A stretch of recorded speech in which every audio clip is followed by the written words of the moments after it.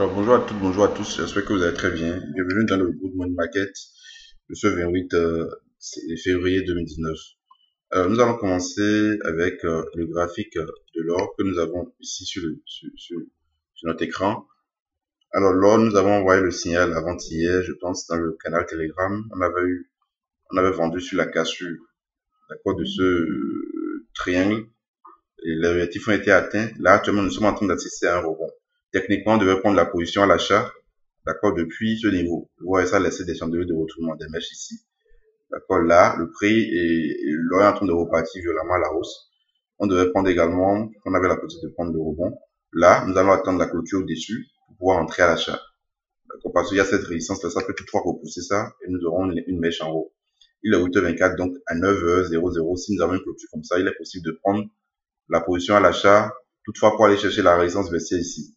D'accord, parce qu'il faudrait qu'on casse la résistance baissière ici avant d'espérer une accélération vraiment haussière sur le gold. Donc là, la tendance demeure haussière. Je passe sur le graphique H4, vous voyez, tendance bien haussière. Voilà.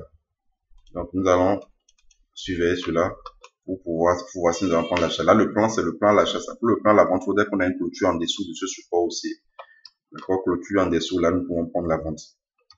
Voilà. La vente pour aller chercher ces différents niveaux. D'accord, comme premier objectif. Il y a d'abord ce niveau, puis il y a ce niveau également. Donc nous allons regarder ensemble. Nous allons suivre ça au cours de la journée. Alors, Euro-USD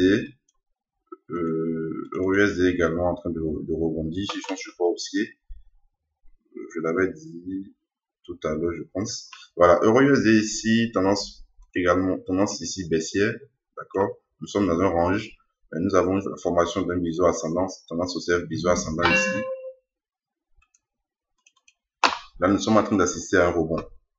D'accord? Maintenant, là, il n'y a pas assez d'espace. On aurait dû prendre également la position à l'achat depuis ce niveau-là. Donc là également, c'est un peu comme ce que nous avons sur l'or. Même scénario sur l'or, on aurait dû acheter. D'accord? On a eu un rebond. Et là, nous sommes graphique H1 8h25. Là également, si clôture, on peut rentrer à l'achat. Maintenant, pour aller chercher combien de pips, c'est ça le problème. Il faut également voir le ratio. Voilà. Maintenant, pour le plan, la vente est très simple. On attend juste la clôture. Et étant donné qu'on a un biseau ascendant, d'accord, on a un biseau ascendant, ça annonce très souvent un retournement à la baisse. Si clôture en dessous de ce support haussier, et là, nous pouvons prendre la position à la vente. Clôture en dessous du support haussier, également en dessous des 1,1370. Voilà. USD-CAD. Voilà. USD-CAD également, le prix est toujours au-dessus du support haussier que nous avons tracé.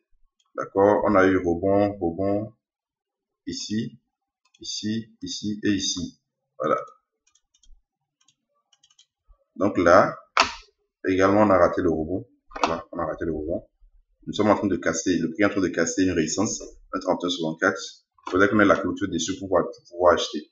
Maintenant, là, n'oubliez pas, on a également ces résistances baissières de correction. Voilà, qui peuvent repousser le prix. Donc, l'objectif d'abord serait la résistance baissière, d'accord, la zone de résistance baissière que nous avons ici, avant d'aller viser les 1,3235. Voilà, 1,3235. Au-dessus de 1,3235, là, on peut vraiment espérer une accélération haussière sur l'USD-CAD. Le plan à la vente également, pareil, clôture en dessous de support haussier. Là, nous pouvons prendre une position de vente. Donc, le plan intraday, comme je vous l'ai dit, je vous montre le zoom. Voilà, nous sommes en train de casser, d'assister à la cassure de cette résistance-là. Donc, on a raté le rebond depuis ce niveau. Vous voyez, ce serait pas bien d'entrer sur une accélération haussière. Il faut attendre et voir comment ça va se clôturer avant de chercher à prendre une position. Voilà. Alors, après, je crois que j'ai également un plan sur l'AUD. Voilà, AUD USD. D'accord, triangle symétrique. On a assisté au rebond hier. D'accord. Hier, dans le canal Telegram, nous avons envoyé cette configuration support haussier. On a eu la cassure. Nous avons assisté à la cassure hier. D'accord. Forte accélération baissière. Mais la baisse a été freinée par cette résistance. Ce support. D'accord. Bon, résistance devenue support. Donc, nous avons la zone des 0,7130. Je vais tracer la zone. Voilà, 0,1130, 0,1126. Donc, il faudrait qu'on ait une clôture en dessous de cette zone-là pour entrer en vente. Clôture H4 de préférence. Si clôture en dessous de 0,1126, nous pourrons entrer à la vente pour aller chercher la bonne inférieure. D'accord, mais dans un premier temps, nous aurons ce support ici, les 0,11. Voilà, 0,11. Un chiffre rond également, c'est un support.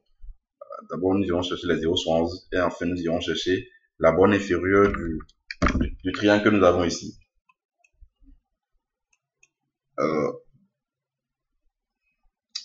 À part ça, l'USDJPY, je n'avais pas de plan sur ça. Bon, hier, on avait envoyé là, ce biseau descendant. C'était un M15 qu'on avait tracé ça. On a eu la cassure, forte accélération haussière. Je crois que là, nous avons carrément la formation d'un range. Voilà. Donc, je vais enlever les tracés.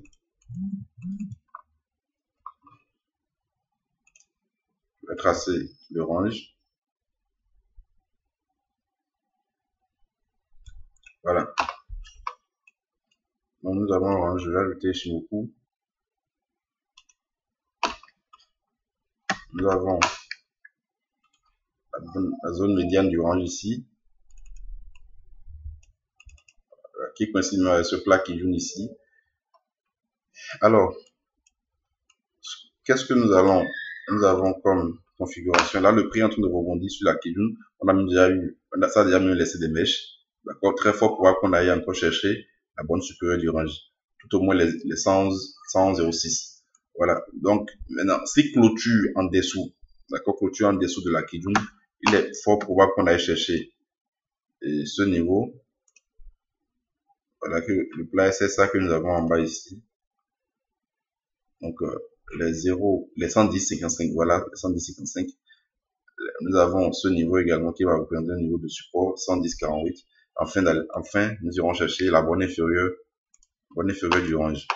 Alors, moi particulièrement, je n'aime pas trader en plein milieu d'un range. Je crois que ce serait préférable, d'accord, d'attendre soit la cassure du range par le haut ou bien attendre formation d'un chandelier de retournement pour pouvoir prendre la vente ou retour sur la borne inférieure pour pouvoir prendre l'achat. D'accord, formation d'une bougie japonaise de retournement sur support également pour pouvoir prendre l'achat. Toutefois, nous allons surveiller cela.